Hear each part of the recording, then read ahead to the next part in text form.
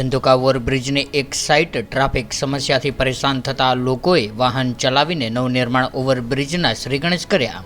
Dhandhuka overbridge અંદાજે 60 કરોડના ખર્ચે આખો ઓવરબ્રિજ નવનિર્માણ પામશે।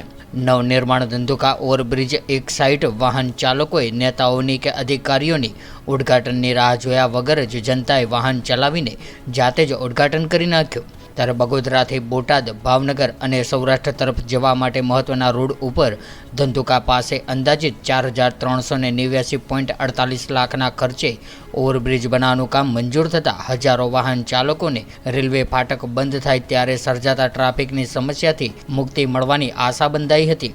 ત્યારે આ પુલનું કામ 2017માં શરૂ થયું હતું અને 2018માં પૂર્ણ કરવાનું હતું।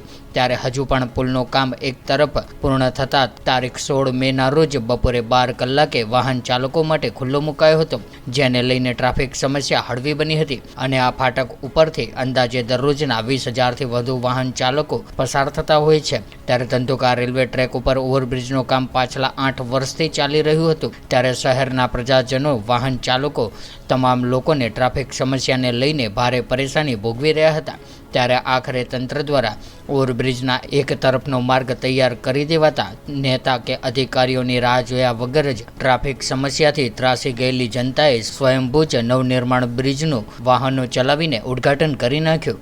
ત્યારે હાલ 50% પુલ તૈયાર થઈ જતા ધંધુકાથી અમદાવાદ જવાનો પુલ એક માર્ગ રાબેતા મુજબ શરૂ થતાં લોકોએ 50% ખુશી વ્યક્ત કરી હતી। ત્યારે આ ઓવરબ્રિજની એક સાઇટ ખુલ્લી મુકાતા 20,000 વાહન ચાલકોને ટ્રાફિકની સમસ્યામાંથી મુક્તિ મળશે।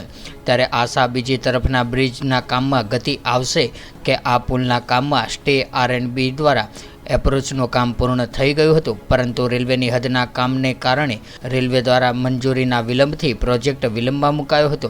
ત્યારે હવે એક બાજુ સાઇટ ચાલુ થતાં બીજી તરફના ગટર ચડાવવાના કામમાં ટ્રાફિક સમસ્યા નડશે નહીં, જેને લીધે કામ વહેલું પૂરું થઈ જશે। ત્યારે માર્ગ મકાન વિભાગના આશિષ પટેલ, કાર્યપાલ ઇજનેર દ્વારા જણાવાયું હતું કે જ્યારે ભાવનગર, ભીમનાથ, કુંડળ જતા વાહન ચાલકોને રાહત થશે, ત્યારે આ રેલવે ઓવરબ્રિજ એક તરફ કાર્યરત કરતા અમદાવાદ તરફથી સૌરાષ્ટ્રના ધાર્મિક સ્થળો જેવા કે ભીમનાથ મહાદેવ, ખાસ કરીને દેશ વિદેશથી સારંગપુર હનુમાનજી મંદિરે દર્શને આવતા દર્શનાર્થીઓને અહીંથી પસાર થતા 20,000 જેટલા વાહન ચાલકોને રાહત મળશે। ત્યારે 43 કરોડનો અંદાજ 60 કરોડે પહોંચશે। ત્યારે આ ઓવરબ્રિજનું કામ વર્ષ 2017માં શરૂ થયું હતું અને 2018માં પૂર્ણ કરવાનું હતું।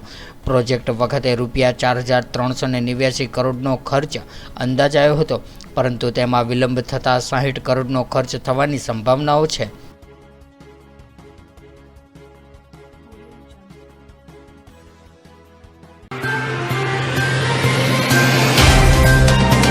तो व्हाट्सएप, ट्विटर, फेसबुक, इंस्टा जहाँ भी आपका अकाउंट है, इसे शेयर बटन के द्वारा वहाँ पर शेयर करें।